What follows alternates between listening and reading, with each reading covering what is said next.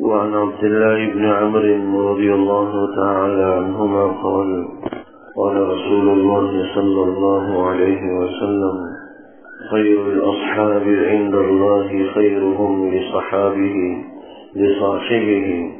وخير الجيران عند الله خيرهم لجاره. حضرت عبداللہ بن عمرو بن العاص رضی اللہ تعالی عنہ حضور نبی اکرم صلی اللہ علیہ وسلم کا ارشاد گرامی نقل فرماتے ہیں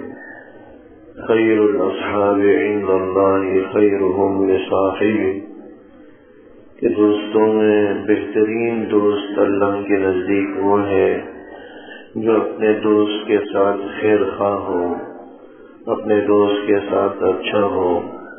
وخیر الجیران عند اللہ خیرهم لجارہ اور پڑوسیوں میں بہترین پڑوسی اللہ کے نزدیک وہ ہے جو اپنے پڑوسی کے ساتھ خیر خواہ ہو، جو اپنے پڑوسی کے ساتھ اچھا ہو. اس حدیث مبارک کا تعلق بھی بنیادی طور پر بندوں سے متعلق ہے. اس حدیث مبارک کے اندر بہترین آدمی، بہترین دوست، بہترین ساتھی اس آدمی کو کہا گیا جو اپنے دوست کے ساتھ خیر خواہ ہو، دوست کے ساتھ بھلائی کرے، دوست کے ساتھ اچھائی کا معاملہ کرے. انسان کے تعلقات ہوتے ہیں مختلف لوگوں سے، مختلف دوست و احباب سے، مختلف اشخاص سے، اور ان تعلقات کی بنیاد مختلف باتوں پر ہوتی ہیں. کوئی سیاسی بنیاد پر ہوتا ہے تو کوئی صرف دنیاوی مفادات کی خاطر تعلق رکھتا ہے، کسی کا کچھ غرض ہوتا ہے تو کسی کا کچھ مقصد ہوتا ہے. عموماً ان تعلقات کے اندر کچھ نہ کچھ مقاصد، کچھ نہ کچھ اغراض موجود ہوتے ہیں جو بس اوقات واضح نہیں ہوتے، ظاہر نہیں ہوتے. خیر الاصحاب یہاں فرمایا کہ بہترین دوست جس کے ساتھ دوستی کا تعلق ہو وہ ہے خیرهم لصاحبہ جو اپنے دوست کے ساتھ خیر خواہ ہو، اس کی بھلائی چاہے، اس کی خیر خواہی چاہے. اور بہترین خیر خواہی آخرت کی خیر خواہی، بہترین خیر خواہی آخرت کی خیر خواہی ہے کہ اس کی آخرت کے حوالے سے فکر مند ہو، اس کی آخرت کے حوالے سے اس کو آگاہ کرتا رہے، اس کی آخرت کے حوالے سے اس کو متوجہ کرتا رہے. اسی لیے بعض بزرگوں سے یہ جملہ بھی منقول ہے کہ صحبت صالح ترا صالح کند، فارسی کا شعر ہے کہ نیک لوگوں کی صحبت تمہیں بھی نیک بنا دے گی. وہ صحبت صالح ترا صالح کند، اور برے لوگوں کی صحبت، برے لوگوں کے ساتھ اٹھنا بیٹھنا، برے لوگوں کے ساتھ تعلق کی تمہیں بھی برا بنا دے. اس لیے انسان صرف عبادات میں محتاط نہ ہو، نماز روزے میں محتاط نہ ہو، صرف ذکر و اذکار میں محتاط نہ ہو،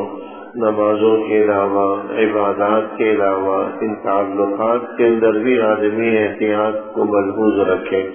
ان تعلقات کے اندر بھی آدمی محتاط رہے. کیونکہ آدمی بس بعض روایات کے اندر یہ الفاظ بھی آئے کہ آدمی اپنے دوست کے دین پر ہوتا ہے، اپنے ساتھی کے دین پر ہوتا ہے. تو جیسے اس کے دوست احباب ہوں گے، ملنے جلنے والے ہوں گے، جیسے اس کے تعلق والے ہوں گے، ہم نشین ہوں گے، ایسے ہی اس کی عادتیں ہوں گی، ایسے ہی اس کی طبیعت بنے گی. اس لیے اولاد کے حوالے سے، بچوں کے حوالے سے بھی کڑی نگاہ اس معاملے پر ہو. صرف اس پر اکتفا نہ کریں کہ بچے کو ہم نے اعلیٰ تعلیم کے لیے بہترین اسکول بھیج دیا ہے اور اس کی تعلیم و تربیت کے لیے بڑے اخراجات ہم کر رہے ہیں، بڑے مہنگے اسکول میں وہ پڑھ رہا ہے، بڑا اچھا سلیبس اس کو پڑھایا جا رہا ہے، ٹیچر اس کے بڑے اچھے رکھے گئے ہیں، استاد بڑے اچھے رکھے گئے ہیں. تو مہنگے سے مہنگا تعلیمی ادارہ ہو اور بڑی بڑی بھاری بھرکم فیسیں ہوں، کتنے مہنگے سے مہنگے استاد پڑھانے والے کیوں نہ ہوں، اگر ان کی بیٹھک درست نہیں ہے، ان کا اس کا اٹھنا بیٹھنا اچھے لوگوں کے ساتھ، اچھے لڑکوں کے ساتھ نہیں ہے، اس کی نشست و برخاست جو ہے صالح اور نیک لوگوں کے ساتھ، بچوں کے ساتھ نہیں ہے، تو یہ سب چیزیں بعض اوقات اکارت چلی جاتی ہیں، ضائع چلی جاتی ہیں، وہ تعلیم بھی چھوٹ جاتی ہے، وہ جو ہے بہترین اصول بھی چھوڑ جاتا ہے، اور اگر نہ بھی چھوڑے تو کونے کونے یا یوں کہنے کے معمولی جو ہے تعلیم حاصل کرنے پر اکتفا کرتا ہے، اپنی تعلیم کے اندر بھی کمزور رہتا ہے، عبادات کے اندر تو کمزوری ہوتی ہی ہوتی، دیگر چیزوں کے اندر بھی کمزوری رہ جاتی ہے، اور پھر وہ آہستہ آہستہ وہ بچہ والدین کے قابو سے نکل جاتا ہے اور وہ ان کے کنٹرول میں نہیں رہتا، پھر والدین کو شکایت ہوتی ہے کہ بچہ نافرمان ہے، ہمارے قابو میں نہیں ہے، ہماری باتیں نہیں مانتا۔ تو آغاز ہی اس کا بہتر ہونا چاہیے، اور آغاز کی بہتری میں صرف تعلیم و تربیت کافی نہیں ہے، اس کی اٹھک بیٹھک اور نشست و برخاست کو بھی ملحوظ رکھنا بہت ضروری ہے کہ اس کی نشست و برخاست، اٹھنا بیٹھنا، اس کی صحبت کیسے دوست احباب کے ساتھ، کیسے لڑکوں کے ساتھ ہے، اگر بہترین ہوں گے تو انشاءاللہ تعالی آخرت کے حوالے سے فکر مند ہوں گے، نہ صرف بلکہ ان کی دنیا بھی بہتر بڑھے گی، تعلیم میں بھی وہ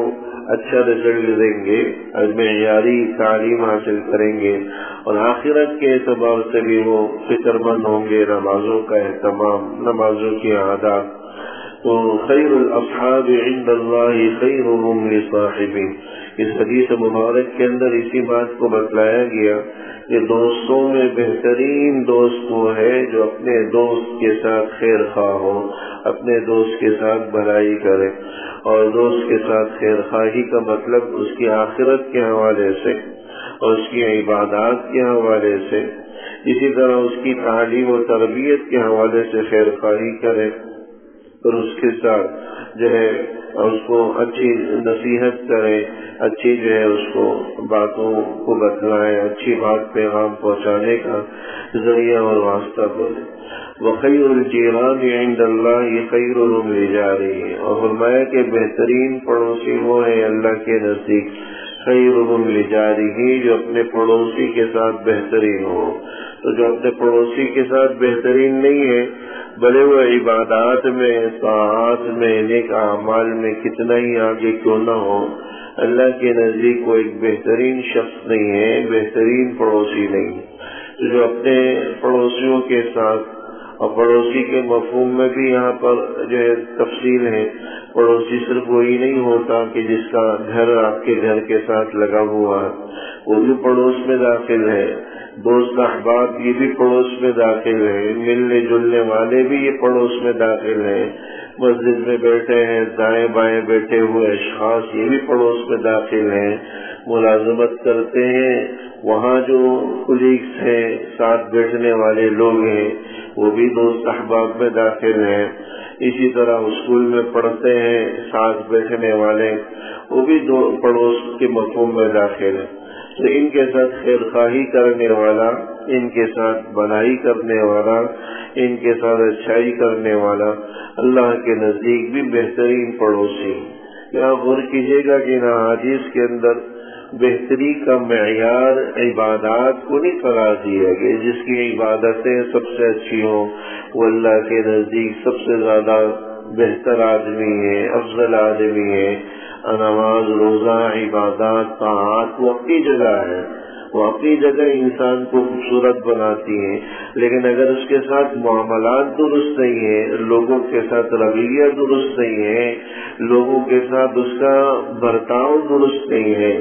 تو اپنی عبادات و طاعات کے باوجود بھی وہ اللہ کے نزدیک بہتر آدمی نہیں ہے کوئی، کیونکہ ہمارا دین صرف عبادات کا نام نہیں، نماز روزے کا نام نہیں ہے، صرف جو تسبیح تلاوت کا، ذکر و اذکار کا نام نہیں ہے، یہ بھی ہمارے ایک دین کا ایک حصہ ہے، لیکن ایک بڑا حصہ وہ ہے جو لوگوں کے ساتھ متعلق ہے، لوگوں کے ساتھ جو اس کا تعلق ہے، لوگوں کے ساتھ معاملات ہیں، لوگوں کے ساتھ حسن سلوک ہے، لوگوں کے ساتھ رویہ اور برتاؤ ہے، یہ بھی ہمارے دین کا ایک حصہ ہے۔ آج ہم نے دین کے ایک حصے کو تو دین کے طور پر لے رکھا ہے، لیکن دین کے دوسرے بڑے حصے کو ہم نے دین سے ایک طرح سے خارج کر دیے۔ لوگ سمجھتے ہیں کہ بس آپ کی نماز، روزہ، زکوٰۃ، تسبیح، تلاوت اچھی ہو، بقیہ معاملات جائیں باہر میں، لوگوں کے ساتھ ہمارا معاملہ کیسا ہے، باہر چلتے ہوئے قوانین کی پاسداری کرتے یا نہیں کرتے ہیں، یہ سب چیزیں ہمارے دین کا حصہ نہیں۔ اب ٹریفک سگنل لگے ہوئے ہیں، لیکن لوگ ایسے دھڑلے سے وہ ٹریفک سگنل کو توڑ رہے ہوتے ہیں، پرواہ نہیں ہوتی، اچھے بھلے دیندار بھی ہوتے ہیں، باشرہ بھی ہوتے ہیں، لیکن توڑ کر نکل جاتے ہیں۔ لوگ سمجھتے ہیں کہ شاید نہیں، حرام کا تعلق ان چیزوں کے ساتھ ہے ہی نہیں، حالانکہ علماء نے صاف لکھا کہ اس طرح سگنلز کو توڑ کر بھی جانا یہ بھی شرعاً حرام اور گناہ کبیرہ میں داخل۔ صرف نماز چھوڑ دینا، بدکاری کر لینا، شراب پی لینا، یہ بھی حرام اور گناہ کبیرہ نہیں ہے۔ صرف یہ معاملات کے اندر بھی غلط کام کرنا، بے احتیاطی کرنا، ناجائز کرنا، یہ بھی حرام اور گناہ کبیرہ کے مفہوم میں داخل۔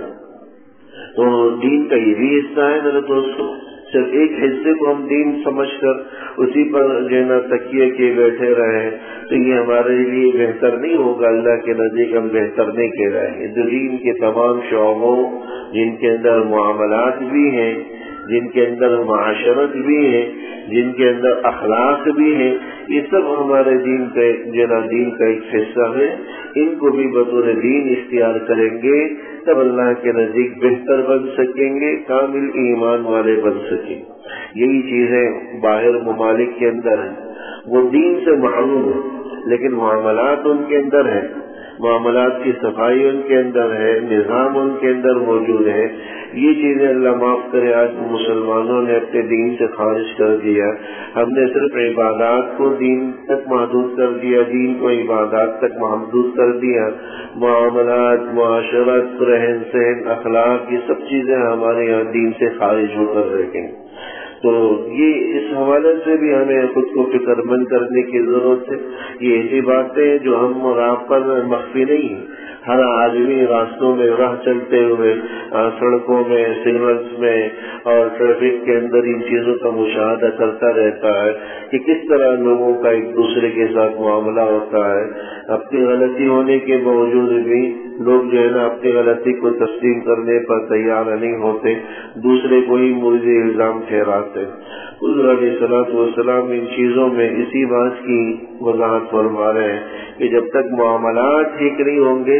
صرف عبادات کی بنیاد پر اللہ کے نزدیک ہم مقرب نہیں بن سکتے۔ جب تک ہمارے معاملات، معاشرت، اخلاق، رہن سہن اور رویہ اور جو ہے یہ چیزیں بھی ہمارے ساتھ ہمارے درست نہ ہو، بہتر نہ ہو، اللہ جل شانہ ہمیں صحیح سمجھ کر سکے۔ ربنا تقبل منا انك انت السميع وتب علينا انك انت التواب الرحيم، وصلى الله تعالى على سيدنا محمد وآله وصحبه اجمعين برحمتك.